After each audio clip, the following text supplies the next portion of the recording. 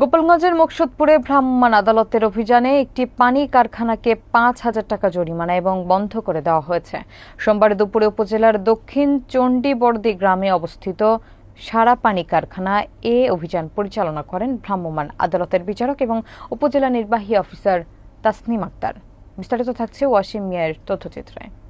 অভিযান চলাকালে কারখানার মালিক কোনো বৈধ কাগজপত্র প্রদর্শন করতে না পারায় ৫,০০০ টাকা জরিমানা আদায় করা হয় এবং কারখানাটি তাৎক্ষণিকভাবে বন্ধ করে দেওয়া হয়। একই সময়ে উপজেলার আরও কয়েকটি পানি কারখানা বৈধ কাগজপত্র না থাকায় বন্ধ করে দেওয়া হয়।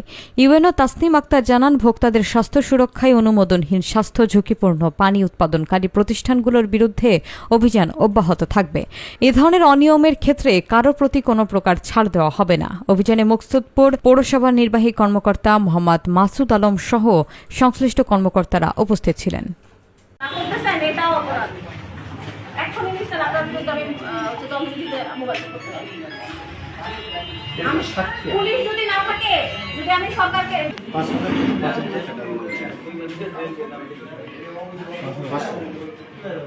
শাস্তি হচ্ছে আপনার ৩ বছরের কারাদণ্ড, ২ লক্ষ টাকা অর্থদণ্ড। আমি জাস্ট খালি আপনাদের সতর্ক করার জন্য ছোট একটা জরিমানা করে দিয়ে যাচ্ছি। জীবনহানির সম্ভাবনা আছে। এই পানিবাহিত রোগ হয়, টাইফয়েড হয়, বিভিন্ন কিছু হয়। আপনারা সেবা করবেন, বিজনেস করবেন, অবশ্যই মানুষের স্বাস্থ্যের কথা চিন্তা করে করবেন। ঠিক আছে? আপনি দেন ৫,০০০ টাকা অর্থদণ্ড, অনাদায়ের ৩ দিনের কারাদণ্ড।